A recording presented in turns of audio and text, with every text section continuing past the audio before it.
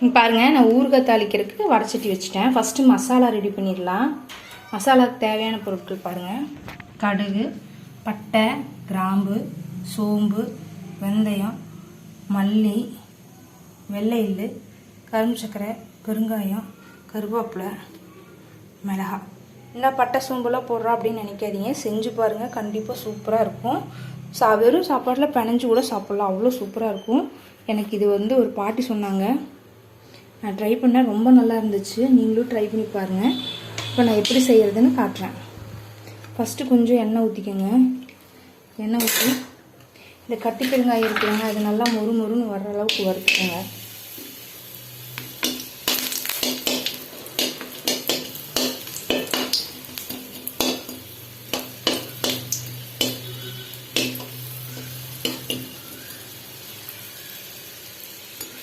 அப்படி கிறிஸ்பியாக அந்த முறுமுறுன்னு வந்துருட்டும் எண்ணெயில்.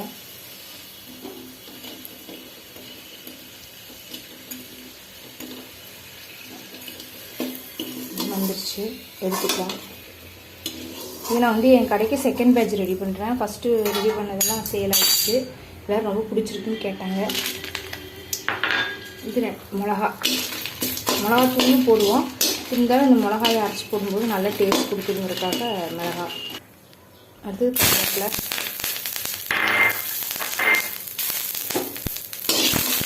இந்த பொடியை செஞ்சு நீங்கள் டப்பாவில் கூட போட்டு வச்சுக்கலாம். ஊறுகாய் சோம்பு இதெல்லாம் போட்டுக்கலாம். வெந்தயம் கொஞ்சமாக போடணும் பாருங்கள், இவ்வளோ போட்டுக்கணும்.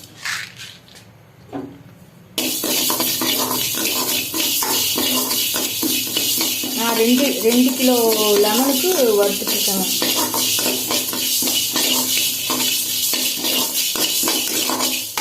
நீங்கள் ஒரு வாட்டி கொஞ்சமாக வீட்டில் ட்ரை பண்ணி பாருங்கள். என்னோடய டேஸ்ட் உங்களுக்கு பிடிக்குதான்னு பாருங்கள், கண்டிப்பாக பிடிக்கும். ரொம்ப நல்லா இருக்குது. அந்த பாட்டி சொல்லும்போது நானுமே என்னடா பட்டை கிராம்பெல்லாம் போட சொல்கிறாங்க அப்படின்னு நினச்சேன். பட் டேஸ்ட் வேறு லெவலு. வெறும் சாப்பாட்லேயே நீங்கள் இதை போட்டு நம்பி சாப்பிட்லாம், அவ்வளோ நல்லா டேஸ்ட்டாக இருந்துச்சு.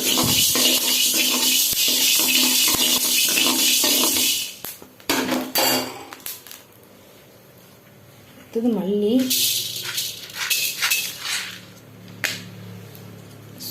சோம்பு கொஞ்சோண்டு,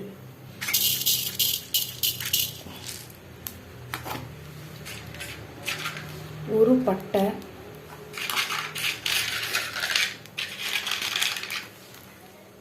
4 கிராம்பு.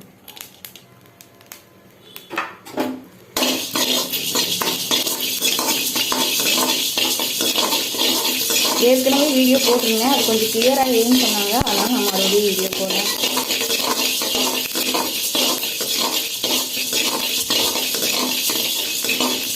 கொஞ்சம் வருத்தம் நல்லா சிம்மில் வச்சு வருங்க, கருகி தப்பு இல்லை, நல்லா மனமாக தான் இருக்கும். அதுவும் ரொம்ப நிறையாவும் போட்டாங்க, நல்லாயிருக்கும்.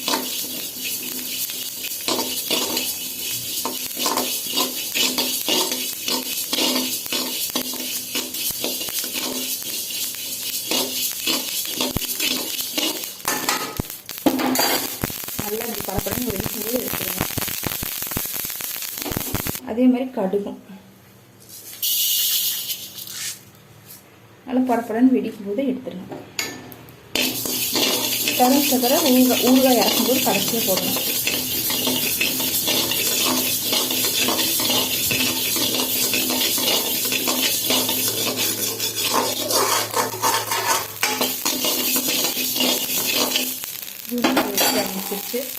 எடுத்துடலாம்.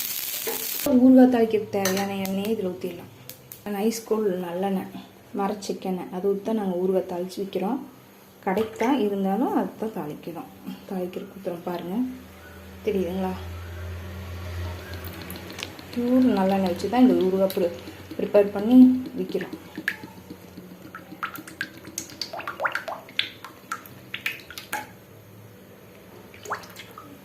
காயிட்டுங்க எண்ணெய். அதுக்குள்ளே இந்த வறுத்து வச்சோல்லங்க, இதை நம்ம எல்லாம் மிக்சியில் பவுடராக அரைச்சிட்டு வந்துடலாம். இதை நீங்கள் அரைச்சி டப்பாலையும் போட்டு வச்சுக்கலாம். நான் அடிக்கடி இதுவாக ரெடி பண்ணுறதுனால எனக்கு தேவைப்படுன்னு நான் வறுத்து வச்சுருக்கேன். இது ஆனால் கரெக்டாக இருக்கும். நான் 2 கிலோவுக்கு இவ்வளோ பொடி போட போகிறேன், எப்படி இருக்குன்னு பாருங்கள். இந்த ரேஷியோவில் போட்டு அரைச்சி வச்சுக்கோங்க. 2 கிலோ லெமனுக்கு இந்த அளவு போட்டிருக்கேன். இது வந்து நான் 2 நாள் முன்னாடியே அரிஞ்சு உப்பு மஞ்சள் கொஞ்சம் நல்லெண்ணெய் ஊற்றி ஊற வச்ச லெமன் நல்லா ஊறிடுச்சுங்க. தினம் எடுத்து புளி கொள்ளணும். அப்போ தான் இந்த மாதிரி நல்லா நீட்டாக ஒரே மாதிரி இருக்கும். இந்த பொடியை நம்ம இப்போ அரைச்சி எடுத்தாச்சு. திப்பியாக அரைச்சா போதும், ரொம்ப ஃபைன் நைஸாக அரைக்க வேண்டாம். இப்போ எண்ணெய் காஞ்சிருச்சு. நம்ம எடுத்து வச்ச கடுகில் பாதி தானே அதில் போட்டோம். இப்போ மீதி பாதியை இதில் எண்ணெயில் போட்டுடலாம்.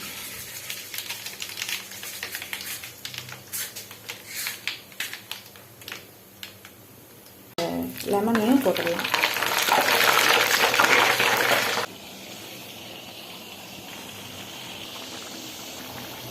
பாருங்கள், இதில் இது எண்ணெய் தெரியுதுங்களா? அந்த அளவுக்கு நல்லா பெரட்டி விட்டுட்டு நல்லா வேக விடுங்க. இதுலேயே லெமன் வந்து நல்லா வேகணும். நல்லா வேகட்டுங்க. அதுக்கப்புறம் இந்த மசாலாலாம் ஆட் பண்ணிடலாம். கலரி விட்டுட்டே இருக்கணுங்க, கையெடுக்காமல்.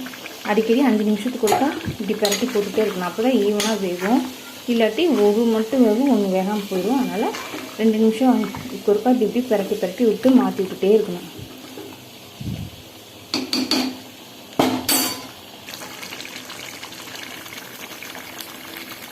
பாருங்கள், இப்போது முருங்கையில் நல்லா தெரியுதுங்களா? இங்கே எண்ணெய் அப்படியே தனியாக வந்துடுச்சு.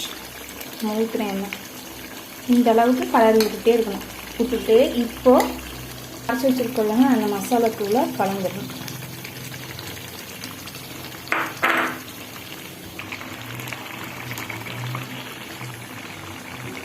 நல்லா போட்டு இப்படி கலந்துட்டேங்க மசாலா. தெரியுதுங்களா? இப்போது நீங்கள் ஊறுகாய் சாப்பிட்டு பார்த்துட்டு எவ்வளோ உப்பு வந்து நம்ம ஊற வைக்கிற கலவாக போட்டுக்கணும். இப்போ இதுக்கு எவ்வளோ தேவையோ அந்த உப்பை போட்டுக்கலாம். அதே மாதிரி மிளகாய் வந்து சும்மா வந்து டேஸ்ட்டுக்காக அந்த மிக்சியில் வறுத்து மிக்சியில் அரைச்சி போட்டோம்னா இப்போ நல்ல காரத்துக்காக மிளகாத்தூள் சேர்த்திக்கலாம். நம்மளோட மிளகாத்தூளை சேர்த்திக்கலாம். உங்களுக்கு நல்ல ரெட்டிஷாக எனக்கு ஊறுகாய் வேணும் அப்படின்னா காஷ்மீர் மிளகாத்தூள் போட்டுக்கோங்க. நான் நார்மல் நம்ம கடை மிளகாத்தூள் தான் போட்டுருக்கேன். இது நல்லா காரமாக இருக்கும்.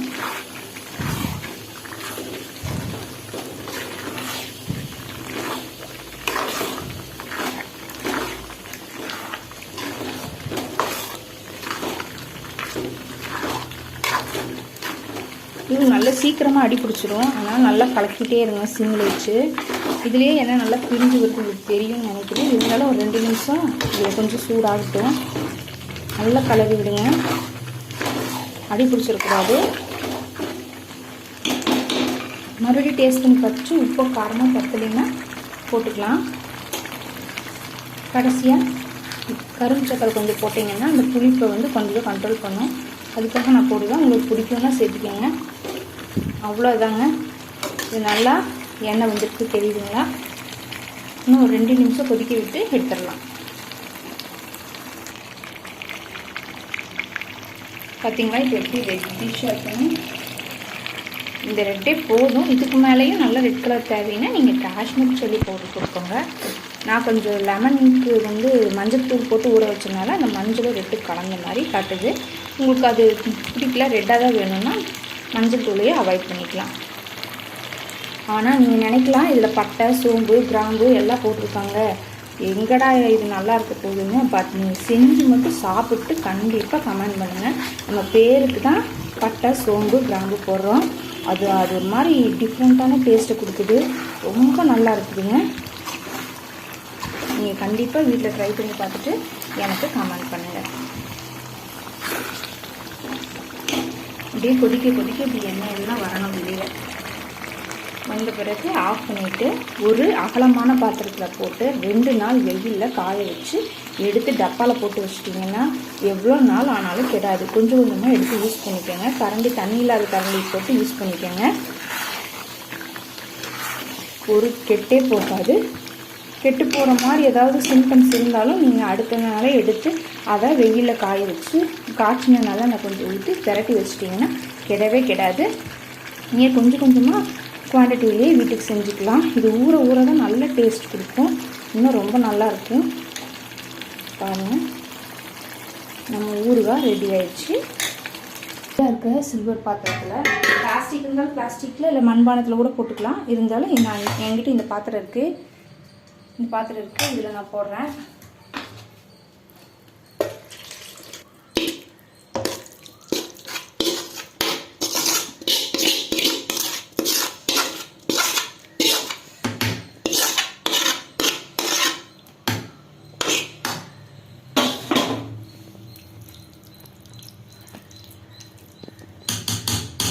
இதுவே நல்லா எண்ணெய் விட்டு வந்துருக்கு. இன்னும் கொஞ்சம் சூடாக இருக்குது. இந்த சூடாக இருக்கும்போது தட்டு வச்சு மூடி வச்சிங்கன்னா ஆவி உள்ள தண்ணி வந்து அது மறுபடியும் ஃபுல்லு விழுந்துச்சுன்னா ஈரமாயிடும். அதனால் தட்டு வைக்காம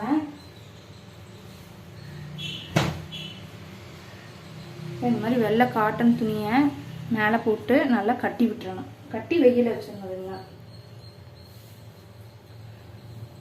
துணி வந்து உள்ளே முட்டாது. முட்டினா இந்த எண்ணெய் எல்லாம் உறிஞ்சிடும். அதனால் நான் சட்டு ஊற்ற குறுக்கால வச்சுருக்கேன். வச்சு நல்லா இப்படி போட்டு நல்லா கயிறு கட்டிக்கங்க. நம்ம வெயிலில் வைக்கும்போது காற்றுக்கு மண் விழுகும்.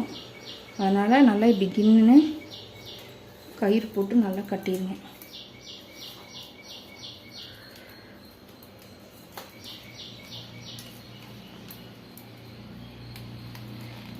கயிறு போட்டு கட்டி வச்சுங்க. கட்டி இப்படியே வெயிலில் 2 நாள் வச்சுருக்கணும். வச்சுருக்கும்போது இன்னுமே அதில் இருக்கிற தண்ணி இதெல்லாம் இஞ்சி ஊறுகாட மேலே நல்லா எண்ணெய் வரும். எண்ணெய் வரும்போது எடுத்து டப்பாவில் எடுத்து வச்சிட வேண்டியதுதான்.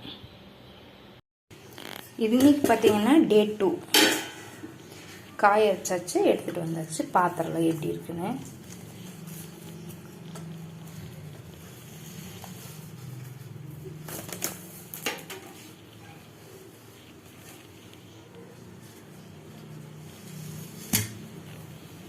பார்த்தீங்களா?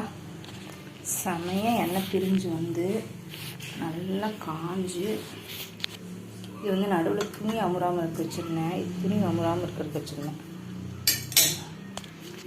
அப்படியே எண்ணெய் பிரிஞ்சு வந்துருச்சு. நல்லா ஊறிடுச்சு. தெரியுதுங்களா? அப்படியே பயங்கரமான மனம். நல்லா ஒரு கரண்டியே எடுத்துக்கோங்க. சுத்தமாக தண்ணியே இல்லாமல் நல்லா தொடச்சி கரண்டி எடுத்துக்கோங்க. எடுத்துட்டு 1 by day ஒரு 3 நாள் இப்படி கலரி விட்டுட்டு மறுபடியும் வெயில் வைக்கணும். கலரி விட்டுட்டு மறுபடியும் வெயில் வைக்கணும். 3 நாள் வச்சு எடுத்தாச்சு. எல்லா எலுமிச்சம்பழமும் நல்லா வெயிலில் காஞ்சிருச்சு. எனக்கு இந்த ஸ்மெல்லுக்கே ஒரு மாதிரி இருக்குது. வேற இல்லை. பார்த்தீங்களா? பார்த்தாலே தெரிஞ்சிருக்கும் என்னால் எப்படி பிரிஞ்சு வருது. அவ்வளோதான். இதை நீங்கள் டப்பால் எடுத்து வச்சிட்டிங்கன்னா எவ்வளோ நாள் ஆனாலும் கெடவே கெடாது. பாருங்கள், இவ்வளோ தான் நம்மளோட லெமன் பிக்கல் ரெடி.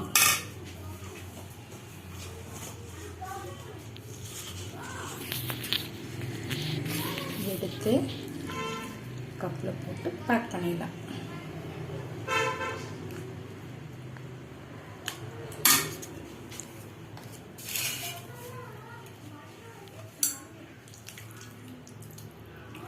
அவ்வளோதாங்க, நம்ம எம்மியான டேஸ்டியான டிஃப்ரெண்ட்டான லெமன் பிக்கிள் ரெடி ஆயிடுச்சு.